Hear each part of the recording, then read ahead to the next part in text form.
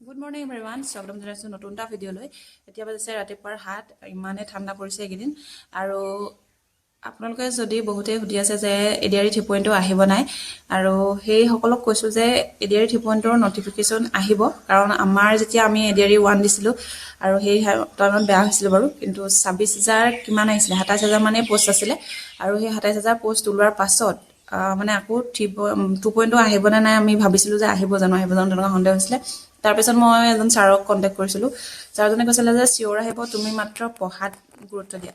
আৰু সেই ছাৰৰ এষাৰ বাক্যই মোৰ বহুত মানে মটিভেট কৰিলে মোক নিজকে। আৰু মই তেতিয়া মানে সেই ফেইল কৰাৰ মানে প্ৰায় এসপ্তাহমানৰ পাছতেই ৰিজাল্ট যিটো দিছিলে, আৰু সেই ৰিটেনৰ ৰিজাল্টৰ এসপ্তাহমানৰ পাছৰ পৰাই মই মানে ষ্টাৰ্ট কৰি দিছিলোঁ পঢ়া। মই মানে ল'মেই আৰু তেনেকুৱা বুলি। আৰু তাৰপিছত সেই কনচিষ্টেঞ্চি যিটো মই ৰাখিলোঁ মানে পঢ়াত, সেইবাবে হয়তো মই যিটো এডিআৰই 2.0 পেপাৰ হয়তো বহুতেই জানে হাৰ্ড আহিছিলে, নিগেটিভ আছিলে, এডিআৰই 1ত নাছিলে। সেইখিনি থকাৰ উপৰিও, ইমানখিনি সমস্যা থকাৰ পাছতো, ডিফিকাল্টি থকাৰ পাছতো গোটেইকেইটা কেটেগৰীতে ক্লিয়াৰ কৰিবলৈ সক্ষম হ'লোঁ। আৰু ফাইনেলি মই এটা চাকৰি পালোঁ। গতিকে যিটো সেই অনুভৱ, সেইখিনি মই আপোনালোকৰ লগত শ্বেয়াৰ কৰিম। আৰু যিকেইটা মই টিপ ফ'ল' কৰিছিলোঁ, মই 5টা টিপৰ কথা ক'ম। সেইকেইটা যদি আপোনালোকে ফ'ল' কৰে, চিয়'ৰ থাকক আপোনালোকে 100% চাকৰি পাবই আপোনালোকে। কাৰণ এতিয়া আপোনালোকৰ যিটো হিমন্ত বিশ্ব শৰ্মা ডাঙৰীয়াই যিখিনি কৰিছে এটকা পইচা নিদিয়াকৈ, গতিকে আপোনালোকে যিটো হাতত আছে আপোনালোকৰ সেইটো ফ'ল' কৰক, আৰু সেইটো আপোনালোকে ফ'কাছ কৰক। সেইটো হাতত আছে মানে আপোনালোকৰ মাত্ৰ হাতত আছে এতিয়া পঢ়াৰ আৰু ষ্টাডি কৰাৰ যিটো মানে কথা আছে, সেইটো আপোনালোকে সেইটোহে এতিয়া মানে ফ'কাছ কৰিব লাগে। না কি নটিফিকেশ্যন ওলাবনে নাই বা আকৌ ওলাব জানো, এনেকুৱাবিলাক সন্দেহ আঁতৰাই পেলাই মাত্ৰ আপোনালোকে ষ্টাডিত ফ'কাছ কৰক। চিয়'ৰ থাকক আপোনালোকে আহিবই।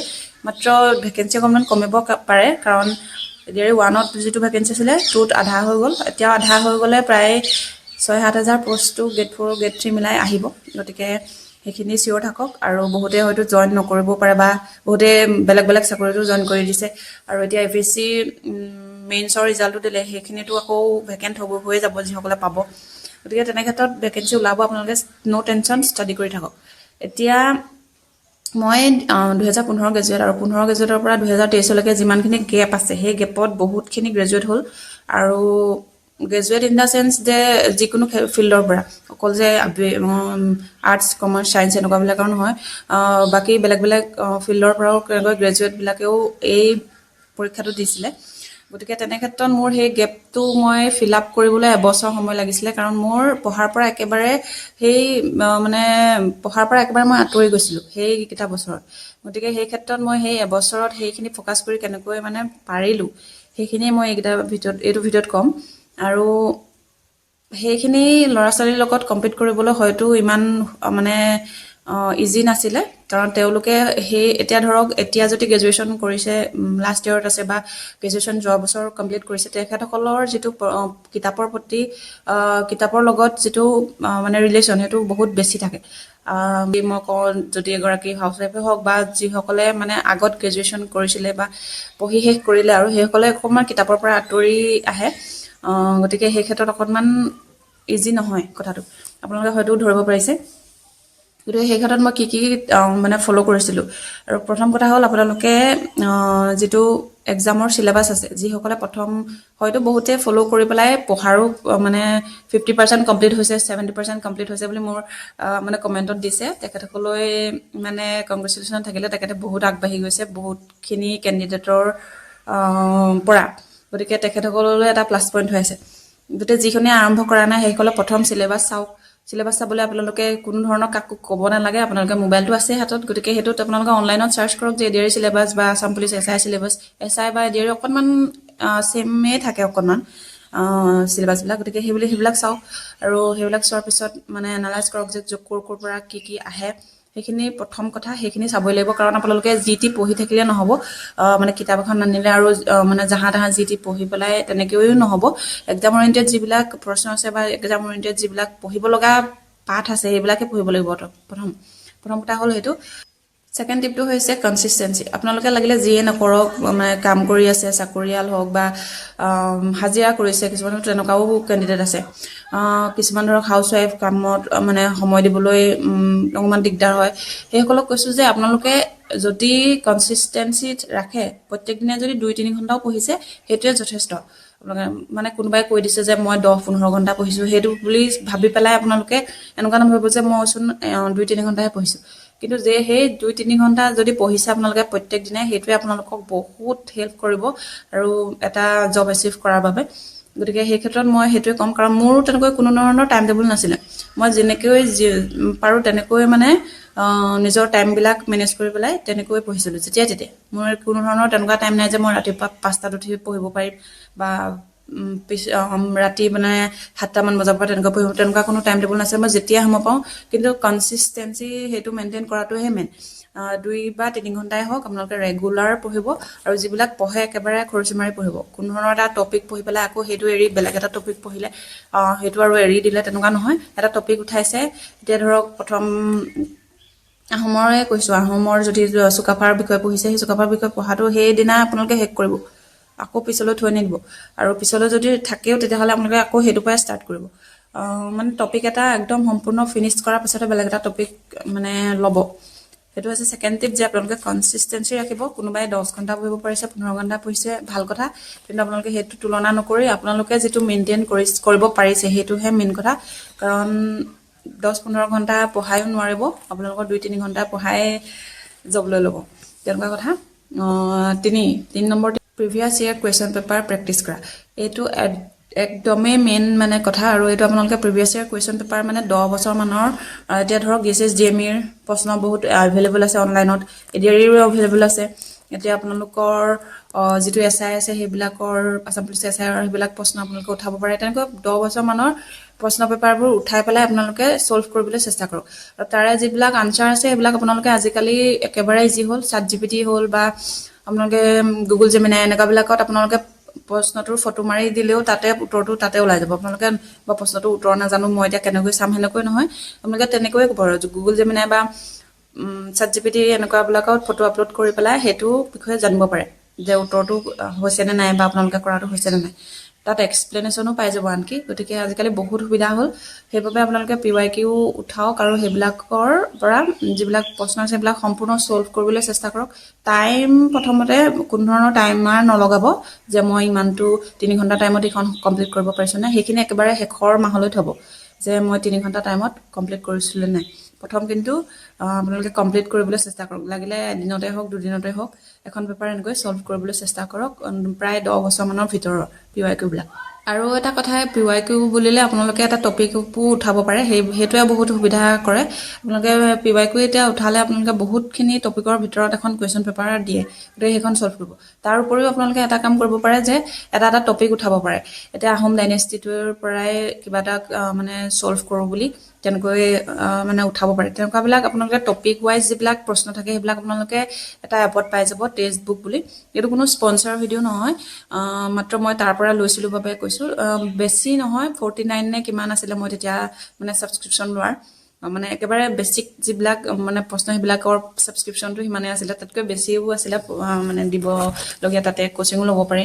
কিন্তু মই সেইবিলাক লোৱা নাছিলোঁ, মাত্ৰ মানে মক টেষ্টৰ বাবে সেই টেক্সট বুক এপটো লৈছিলোঁ। টেক্সট বুক এপটোত আপোনালোকে কম পইচাতে তেনেকৈ বেছিক যিবিলাক মানে মক টেষ্ট দিব পাৰি, সেইবিলাকত মানে টপিক ৱাইজ থাকে। এতিয়া ধৰক মোগল ডাইনেষ্টি বা আহোম ডাইনেষ্টি এনেকুৱাবিলাকৰ ওপৰত যিবিলাক প্ৰশ্ন আহে সেইবিলাকত থাকে, বা আপোনালোকৰ ষ্টেটিক জিকেৰ ওপৰত এক্সট্ৰাকৈ কুৱেশ্যন থাকে। তেনেকৈ সেইবিলাক কুৱেশ্যনবিলাক থাকে তাতে। সেইবিলাক ছল্ভ কৰিবলৈ চেষ্টা কৰক যেতিয়া পঢ়ি পেলাই হ'ব সেই টপিকটো হোৱাৰ পিছত সেইবিলাক PYQবিলাক সেই এপটোত বা আপোনালোকে যদি আপোনালোকে কিতাপৰ পৰা কৰোঁ বুলিলেও পাৰে। তেনেকৈ কৰাৰ পিছত মানে সেই টপিকটো আৰু একেবাৰে একো নাথাকিবই, ফিনিছ হৈ যাব। তেনেকৈ PYQ লগাব পাৰে। 4 নম্বৰ পইণ্টটো হৈছে ৰিভিজন। আপোনালোকে যাকেই নুসুধক লাগিলে পৰীক্ষাত যিসকলে পাছ কৰিছে সকলোৱে ক'ব যে ৰিভিজনটো মই প্ৰথম যেতিয়া এডিআৰি দিছিলোঁ তেতিয়া মই সময়ো বৰ পোৱা নাছিলোঁ, ইমান মানে কেঁচুৱা আছিলে, ছোৱালীজনী বহুত সৰু আছিলে। জন্ম মই এডমিট কাৰ্ড ডাউনলোড কৰোঁতে মই মানে মেডিকেলত আছোঁ, তেনেকুৱা হৈছিলে।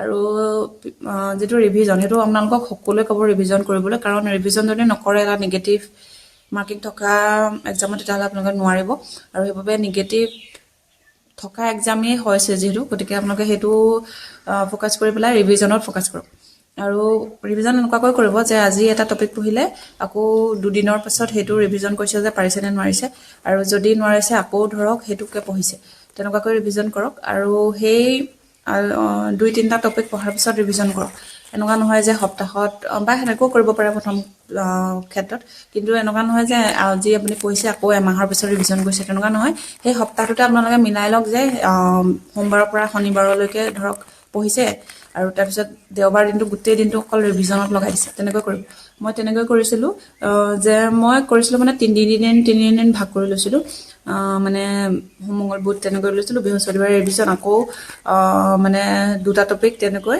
2টা ছাবজেক্ট পিছত থৈছিলোঁ দুদিনৰ বাবে আকৌ দেওবাৰে সেইটো ৰিভিজন কৰিছিলোঁ তেনেকৈ কৰিছিলোঁ দুদিনকৈ লৈ পেলাই ধৰক ইংলিছ আৰু জিকে প্ৰথম পঢ়ি বৃহস্পতিবাৰে ৰিভিজন শুকুৰবাৰো শনিবাৰে বাকী ৰিজনিং আৰু মেথছটো লৈ পেলাই দেওবাৰে গোটেই দেওবাৰৰ দিন ৰাত সেই ৰিভিজন কৰিছিলোঁ তেনেকৈ কৰিব আৰু তেনেকৈ কৰিলে মানে চিলেবাছবিলাক অট'মেটিকেলি সৰুকৈ কৰি পেলাই আপোনালোকৰ গোটেইখিনি কভাৰ হৈ যাব এনেকুৱাকৈ নকৰিব যে গোটেই মানে এতিয়া ধৰক হিষ্ট্ৰীখিনি পঢ়ি ল'লে আকৌ ৰিভিজন কৰিছে 2 মাহৰ পিছত তেনেকুৱা নহয় সপ্তাহটোতে আপোনালোকে দুদিন বা এদিন হ'লেও ৰিভিজন কৰিবলৈ চেষ্টা কৰিব ৰিভিজন মাষ্ট হয় আপোনালোকে ৰিভিজন যদি নকৰে তেতিয়াহ'লে মই লিখি দিব পাৰোঁ যে আপোনালোকে ক্ৰেক কৰিব নোৱাৰে ৰিভিজনৰ লগতে আপোনালোকে যদি ৰিভিজন কৰি আছে কিবা এটা পইণ্ট আপোনালোকৰ অহা নাই মনলৈ সেইবিলাক আপোনালোকে যিবিলাক মানে কিছুমান চন থাকে ধৰক কিছুমান নাম থাকে সেইবিলাক আপোনালোকৰ ৰিভিজনত ৰিকল কৰিব পৰা নাই সেইবাবে আপোনালোকে সেইবিলাক 2-3 বাৰতো পৰা নাই তেতিয়া আপুনি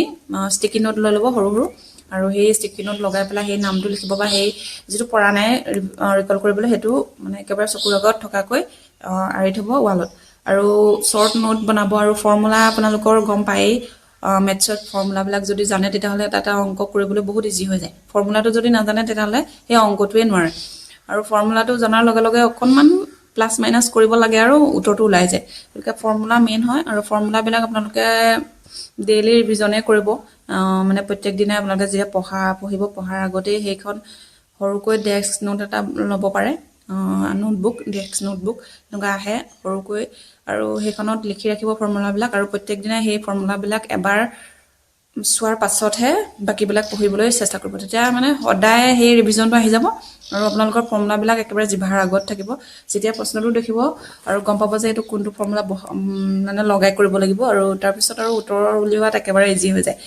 কিছুমান অংক আপোনালোকে চাব এতিয়া যদি ফৰ্মুলাটো পাৰি যায় তেতিয়াহ'লে গম পাব যে এইটো চোন একেবাৰে ইজি একেবাৰে প্লাছ মাইনাছ অকণমান কৰি দিয়াৰ পাছতেই হৈ যায় ফৰ্মুলাটো জনাৰ পিছত তেনে ক্ষেত্ৰত ফৰ্মুলা মেইন হয় আৰু শ্বৰ্ট নোট ষ্টিকি নোট এইবিলাক আপোনালোকে ল'ব পাৰে মই আগৰ ভিডিঅ'বিলাকতো কৈছোঁ এইবিলাক আৰু শেষৰ পইণ্টটো হৈছে আপোনালোকৰ নিজৰ স্বাস্থ্য হেল্থটো মেইন হয় যদি আপোনালোকৰ হেল্থেই নাথাকে ভাল তেতিয়াহ'লে আপোনালোকে পঢ়াত কেতিয়াও ফ'কাছ কৰিব নোৱাৰে বহিলেও সেইবিলাক মানে মন গৈ বেলেগত থাকিব আৰু মাইণ্ডত নোসোমাব কি পঢ়িছে মানে কামো কৰক সেই কামৰ জৰিয়তে আপোনালোকৰ এক্সাৰচাইজ হৈ গ'ল ৱাকিঙো কৰিব পাৰে তেনেকুৱা ক্ষেত্ৰত সেইখিনি মেইনটেইন কৰিব লাগিব অকল যে পঢ়িবলৈ বহিয়ে থাকিব লাগিব গোটেই দিনটো টেবুলত তেনেকুৱা নহয় মেণ্টেল হেল্থৰ লগতে আপোনালোকে যদি ফিজিকেল হেল্থো মানে মেইনটেইন কৰিব পাৰে তেতিয়াহ'লে আপোনালোকৰ যিবিলাক মনটো ফ্ৰেছ থাকিব আৰু যিবিলাক মনত ৰাখিবলৈ বিচাৰে সেইবিলাক ইজিলি মনত ৰ'ব আৰু ভাল পোৱা নিজৰ কাম কৰক গান শুনক খোজকাঢ়ক তেনেকুৱাবিলাক আৰু সেইখিনি মেইনটেইন কৰাৰ পাছতহে আপোনালোকৰ সেইখিনি হ'ব কাৰণ আপোনালোকৰ নিজে যদি ভাল নাথাকে গাটো বেয়া লাগি থাকে মন বেয়া লাগি থাকে তেতিয়াহ'লে আপোনালোকৰ পঢ়াৰ টেবুলত মন নবহিব মইতো বহুত কিবা কিবি কাম কৰিছিলোঁ আপোনালোকে এতিয়া সেইখিনি ক'লেও মানে বহুতে বিশ্বাস নকৰিব হয়তো একেবাৰে শেষত এইটো টিপ দিছোঁ মোৰ ফালৰ পৰা আপোনালোকে এটা কথা মন কৰিব যে পঢ়াৰ আগতে ভাবিব যে মই যদি এই এক্সামটো ক্ৰেক কৰিব পাৰোঁ আৰু এই জবটো পাব পাৰোঁ তেতিয়াহ'লে মোৰ সেই স্থিতিটো আজিৰ যিটো স্থিতি আছে সেই জবটো পোৱাৰ পিছত মোৰ স্থিতি কেনেকুৱা হ'ব সেইটো ইমাজিন কৰিব আৰু ইমাজিন কৰাৰ পাছত ভাবিব যে মই মোক মানুহৰ কেনেকুৱা ব্যৱহাৰ হ'ব মোৰ প্ৰতি বা আপোনালোকৰ অফিচত সোমাই প্ৰথম কেনেকুৱা লাগিব সেইবিলাক আপোনালোকে ইমাজিন কৰিব আৰু যিবিলাক আপোনালোকে ধৰক আজি আপোনালোকে ল'ব পৰা নাই বস্তু সেইবিলাক আপোনালোকে পাছলৈ যেতিয়া জবটো পাব সেইখিনি ল'ব পাৰিব ফুৰিবলৈ যাব পাৰিব ধৰক সেইবিলাক